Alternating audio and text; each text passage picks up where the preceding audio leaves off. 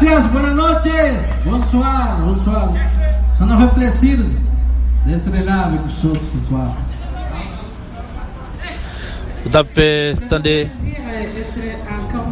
Ok, et n'a pas oublié pour que c'était le premier groupe qui t'a joué dans le festival ça. Et c'est la 4e édition du Festival international musique créole de Montréal.